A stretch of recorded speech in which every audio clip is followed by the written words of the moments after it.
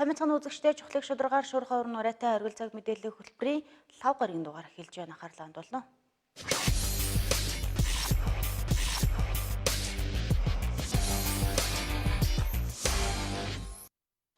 Эрдэнэ үйлдвэр төрөмчд үйлдвэрийн газраас өнөөдөр Эрдэнэ үйлдвэрийн бүтээлч санаачлага 2018 сайн саналын системийн манлайлагчдыг алдаршуулах уулзалт өдрөлгийг зохион байгууллаа. 3 дахь жилдээ зохион байгуулж байгаа уг өдрөлгийн хүрээнд нийт 316 шилдэг саналын эзэд тодорсон байна. Өдрөлийн үйл ажиллагаа эхэлж байгааг эхлэхэд сайн саналын системийг манлайлагчийг тодруулах арга хэмжээг Эрдэнэ үйлдвэр төрөмчд үйлдвэрийн газрын ерхий захирлын хөгжил хамгаалах хариуцсан орлогч Инх Батны чүглэлээ.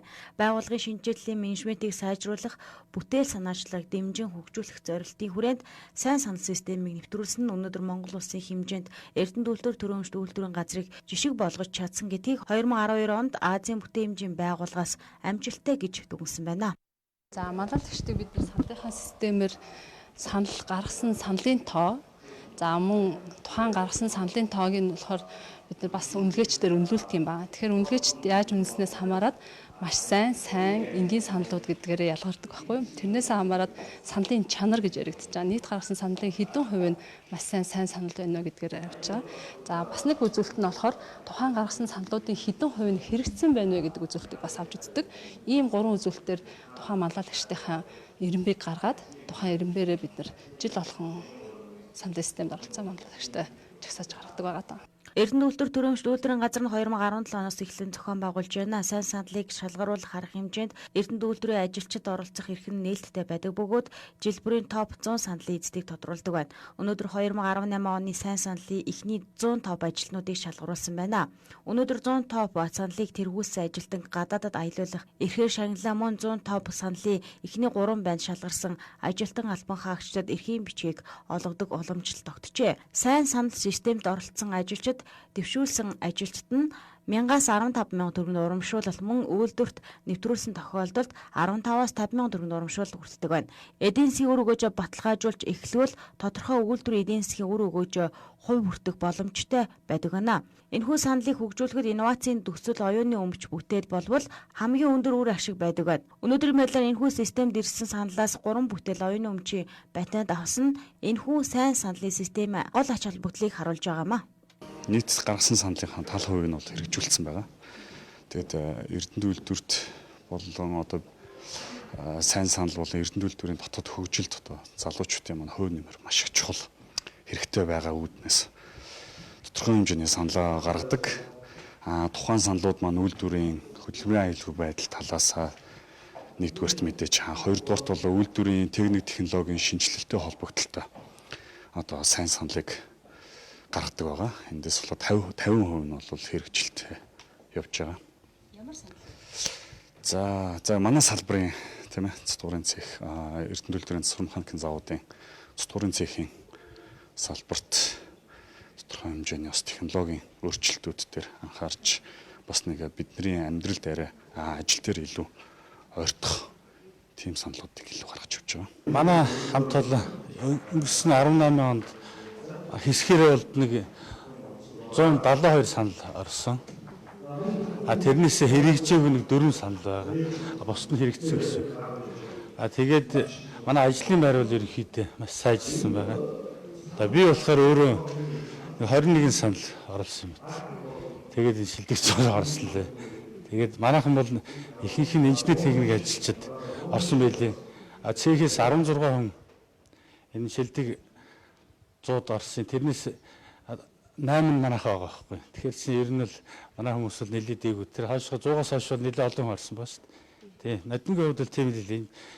7 инженер техник ажилчин, нэг ажилчин шилдэг 100 орсон байна. Тэгэхдээ дийлэнх ажилчдын нарийн жахан мас нь олон болохоор цөөхөн орд юм бол тийм л байна. Сайн байцгаана. Би энэ Эрдэнэ үйлдвэрт 13 онд ажилд ороод ерөнхийдөө энэ эхэндээ сайн саналын юу гэдэг жоохон ойлгодгүй байсан. Тэгээд явандаа туршлагатай санал гаргагчдаас туршлага аваад тэгээд эхэндээ саналаас нь хийлцээд туслаад тэгээд явандаа өөрөө гаргаж болдсон юм гэдгээ мэдээж аваад тэгээд ерөнхийдөө ажлын байран дээр л их санал гаргах тийм их зүгээр эдгийг мэдээж авсан. Тэгээд цаашдаа дахиад өөр газар санал гаргадаг болсон. Ямар санал гаргаж Одоо ажлын байран дээр одоо технологи, хөтөлбөрийн аюулгүй байдал 5S хэрэгжилтээр л төлхөө тулж ажилладаг да. Санал гаргалтын дээр бол одоо ажлын орчин сайжруулах, ажлын одоо ажиллахад одоо ая тухтай байлгах, ажилчдыг бас зөв зохистой, бас хоорондын харьцаа энэ төр дээр бол санал гаргаж ирсэн. Хэрэгжүүлэлт бол сайн шүү. Тэгээд технологи тал дээр хөдөлгөөний аюулгүй байдал хоёр дээр ер нь айгуу дажгүй үнэлэгддэг л дээ.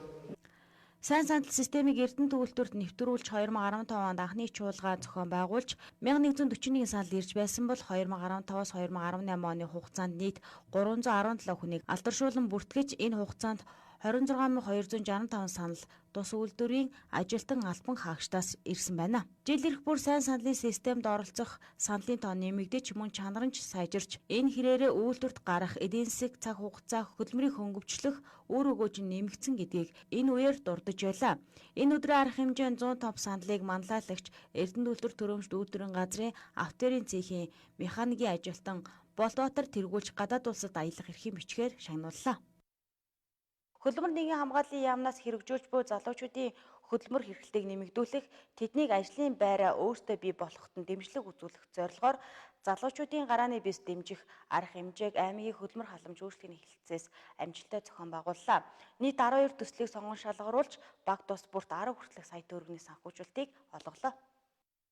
Энэхүү хөтөлбөрт 15-аас 34 насны залуучуудыг хамруулж энтерпренер сэтгэлгээ гарааны бизнес эрхлэх ур чадвар олгох 72 цагийн багц сургалтанд 100 гаруй залуучуудыг хамруулж эхний шатнд 28 баг шалгарч, хоёрдугаар шатны шалгаруулалтаас 16 баг шалгарч, 5-7 хоногийн сургалтанд сууж хамгийн шинэлэг содон хэрэгжиж болох үед бизнес санааг дэвшүүлсэн багт 10 хүртэлх сая төгрөгийн санхүүжилтийг нийт 12 багт олгохоор болжээ. Нийт 120 сая төгрөгийн санхүүжилт авахар боллоо. Бичлэн нэг онлайн одоо эцэг эхчүүд хүүхдүүдийн онлайн аппликейшн. За тэгээ явуулын кофе шоп байна. За шинэлэг гэвэл өшөө малгай үйлдвэрлэл байна. Өшөө арьсан идэл гэх мэт шин санаанууд гаргасан залуучууд мөн бас шошго хүүхдийн хувцсан дээр шошго нааж одоо хүүхдүүдийг өөрийнхөө ямиг таньдаг болох тийм шинэлэг санаанууд ихээр орж ирсэн байна. Шалгаруулалтыг энэ жил аймгийн зөвлөлийн гишүүдээс оролцсон байгаа.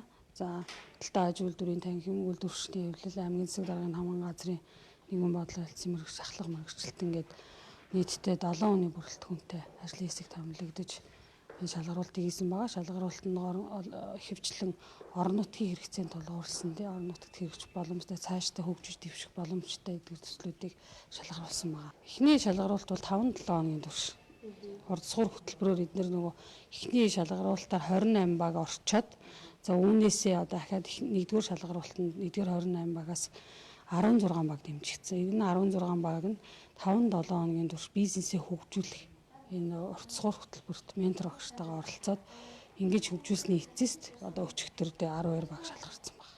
Өмнөх жилийн тухайд гарааны бизнес дэмжих хөтөлбөрөөр Эрдэнэт суваг дэвтэр, утасны аппликейшн, зөгийн бал гэх мэт төслүүд өнөөдрийн хүртэл амжилттай хэрэгжиж байна. Өмнөх жилүүдийн тухайд нэг багт 10 хүртэлх гишүүнтэй байсан бол энэ жилээс 2-5 гишүүнтэй орон нутгийн онцлогийг тодорхойлсон гарааны бизнесийг хөгжүүлэх шинэлэг өөрмөц бизнесийн шийдэл, шилдэг санаануудыг шалгаруулсан байна. Өмнөх жилийн тухайд бизнесийн 10 шилдэг санаанд нийт 100 сая төгрөгийн дэмжлэг үзүүлсэн байна. Гендерийн дэд хөтөлбөрийг боловсруулахад орлого олж байгаа хүмүүсийн ихэнх нь хүчирхийлэгч байгаа юм. За мөн нийгэмд хүчирхийл маш олон хэлбэрээр явагдаж байна. Хүчирхийл 5-аас 10%-ийг эрэгтэйчүүдийг эмэгтэйчүүд хүчирхийлдэг гэсэн судалгаа гарсан байна. Энэ талаар үлдээсэн мэдээллийг одоо та бүхэнд хүргье. Гендерийн дэд хөтөлбөрийг 2-3 жилийн хугацаанд суурь судалгаан дээр боловсруулдаг. Гэвч цаг хугацаа бага байсан учраас 2 сарын дотор боловсруулсан байна.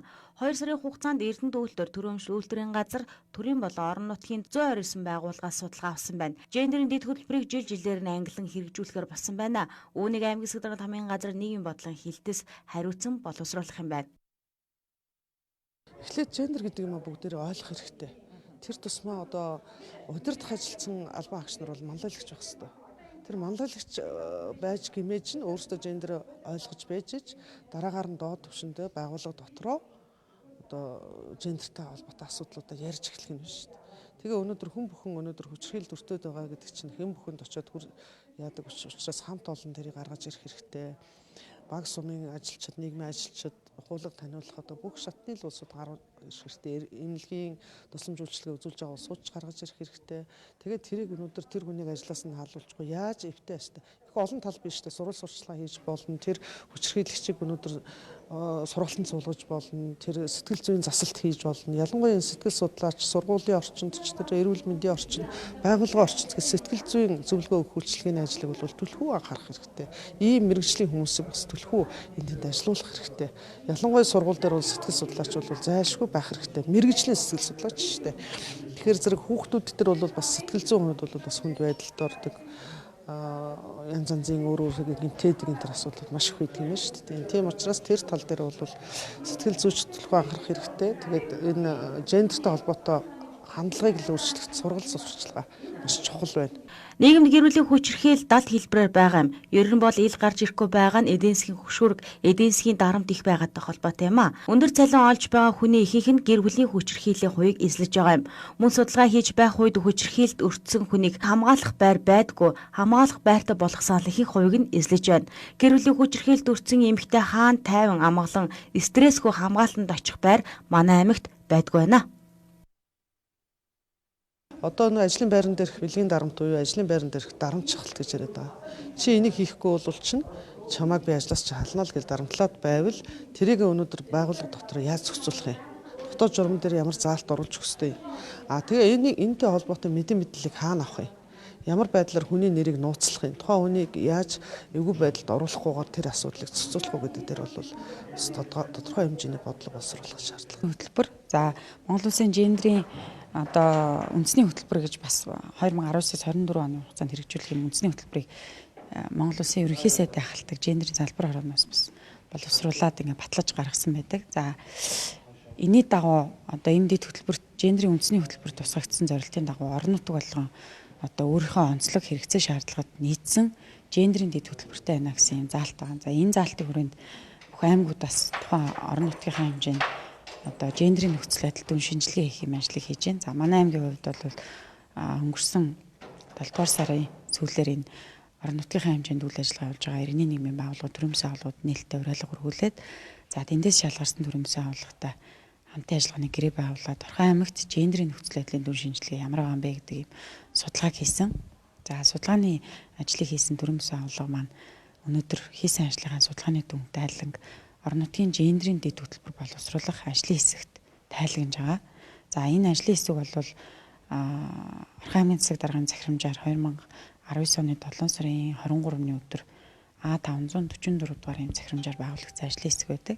За төвшин жаргал дарга ахлагчаар нь за миний би нэрийн бичгээр нь ажиллаж байгаа. За ажлын хэсэг бол энэ судалгааны одоо багийн хийсэн гендрийн нөхцөл байдлын дүн шинжилгээ ямар гарсан байгаа тэр үндэслээд гендрийн дэд хөтөлбөрийг боловсруулахын орон нутгийн. За бид бас төрөмсөн хаалгатай бус орон нутгуудын жишээг харж байгаад одоо орон нутгийн гендрийн дэд хөтөлбөрийн төсөл боловсруулах ажлын даалгавар бас өгсөн. За ингээд энэ одоо хоёр том одоо ажлын дүн тайлан бид нар сонсож байна. За ажлын хэсгийн хувьд бол одоо төрөмсөн хаалга хайсан судалгааны дүн үндэслээд яг орон нутгийнхаа онцлог хэрэгцээ шаардлагад одоо нийцсэн юм хэрэгжүүлэх боломжтой юм дэд хөтөлбөрийг боловсруулах дээр бас саналаа хэлэлцээд ингээд тарж гин. За удахгүй бас дахиж хэлэлцээд ер нь бол энэ ондоо багтаагаад 2019 онд багтаагаад бид нар Орхон аймгийн гендрийн дэд хөтөлбөрийг боловсруулад одоо 20 оноос хэрэгжилтийг нь хангаад явах юм төлөвлөгөөтэй. Гендер гэдэг зүйлийг маасаар нь ойлгох нь чухал бөгөөд ойлголтоо хандлага зөв болох нь зайлшгүй шаардлагатай болох хэрэгтэй. Гендер гэхээр эрэгтэй эмэгтэй хоёр хүний харилцаа гэж ойлгодог. Гэтэл эрэгтэй эмэгтэй хоёр нийгэмд эрэгтгш байх эрхтэй. Мөн таатай орчинд амьдрах нь чухал зүйл юм а. Аж аргалтай эрдэнэт хот болоход бүгд эрэгтгш байх ёстой. Эмэгтэйчүүдийг хүчирхийлэлд өртсөн гэж анхаарахаас илүүтэй сүүлийн үед эрэгтэйчүүдийг эмэгтэйчүүд хүчирхийлэх нь нийгэм 5-10% эзлэж байна. Хүмүүс бол энэ цууж байгаа хүмүүс шүү дээ. Та хэд судалгаагаа хүлээлгэд өгнө. Тэгээд одоо ажил дууссан гэрээгээр хүлээсгүйгээ. Өргөлөөлөн та бүхэн тодруулах мэдээлэл хүргэе. Энэ удаагийн тодруулах буланд маань хүүхэд залуучуудын театрын тайзнаа 2019 оны 10 дугаар сарын 17-18-ны 20 цагуудаас ангаргаас ирсэн эмэгтэй модерн драм жүжиг тоглогдож байна. За энэ талаарх мэдээлэл хүлээн авсан нь.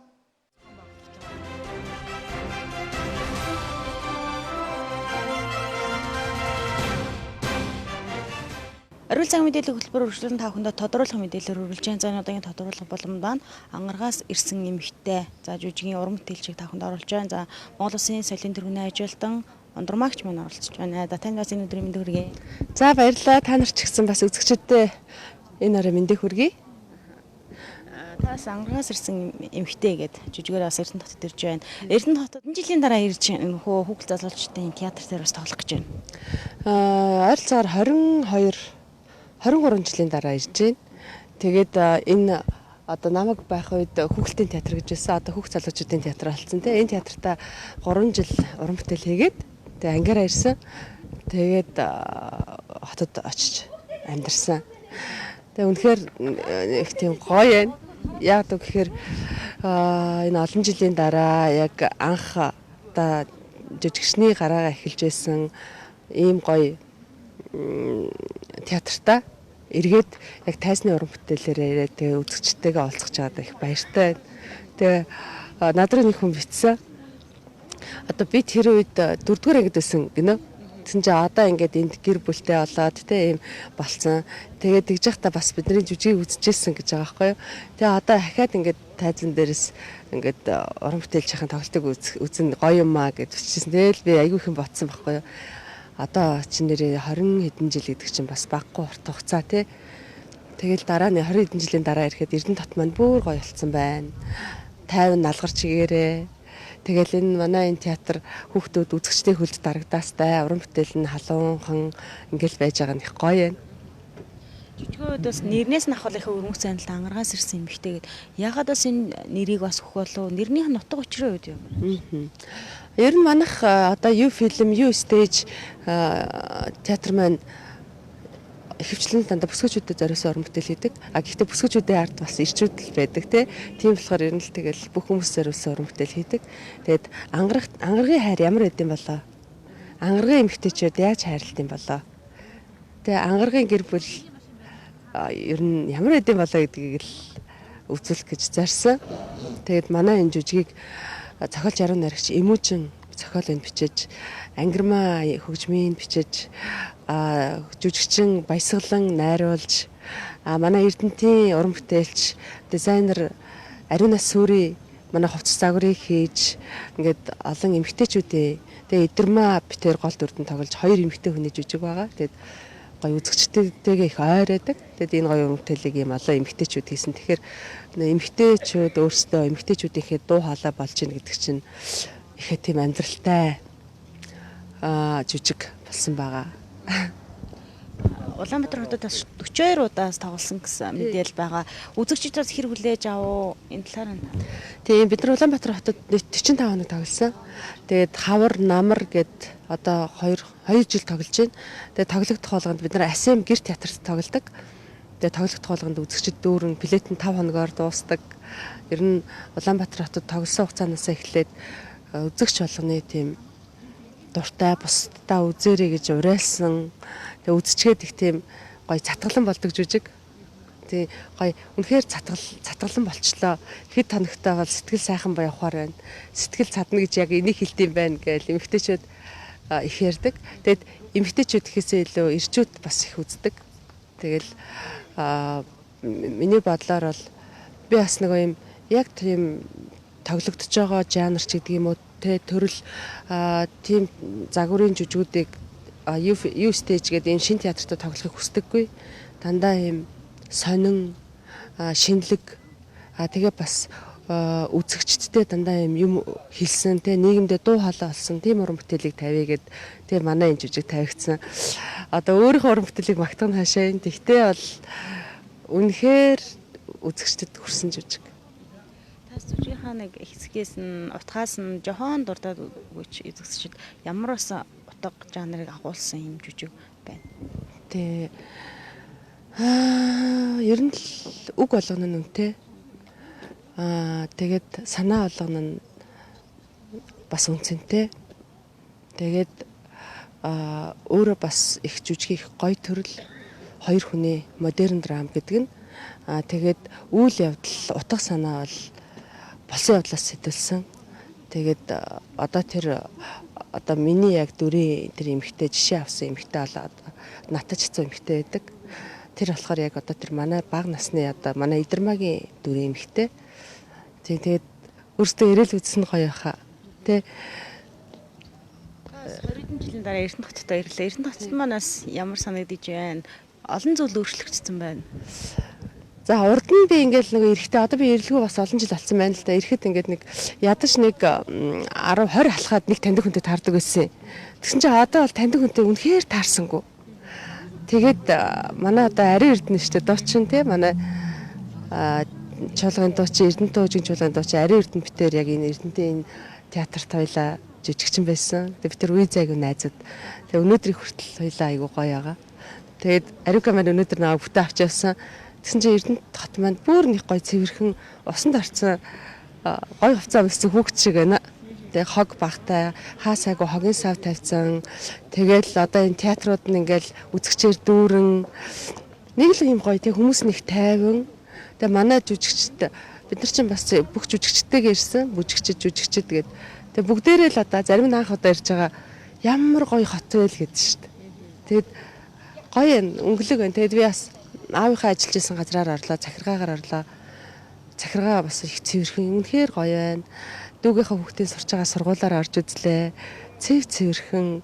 Ер нь бас л мэдээж манай 18 аймгийн хотуудад бас үлгэр дуурайл болохоор угаасаа урд нь ч болж исэн те. Тэгээд нөгөө Оросын гоё соёл нь бас байж гин хадгалагдаад үлдсэн те. Хүмүүс нь явж байгаа хүмүүс нь их гоё өнгөлөг. Тэгэл дандаа гоё инээсэн их гоё л өнгө төр харагдчихж шээ.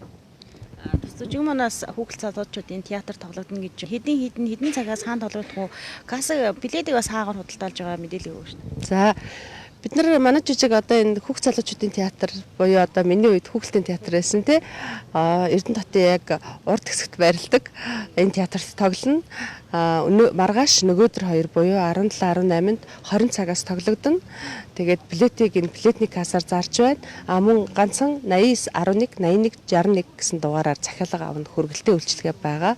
89 11 81 61 рүү залгаад холбогдож болно. За баярлалаа мэдээлэл өгсөн. Амжилт хүсье. За маш их баярлалаа. Тэгээд бүгдээрээ гоё тайзан дээр уулзъя. Оргил цаг мэдээллийн хөтөлбөр таамдаас ирэх үзэгч та бүхэндээ баярлалаа. Мэдээллийн хөтөлбөрийн төгсгөлт өнөөдрийн 20 цагаас маргаашийн 20 цаг хүртэлх хоногийн цаг арга мэдээ хүлээн аваарай. Маргаашийн мэдээлэлтэй иргэн уулзъя. Түр баяртай үзэгчтэй.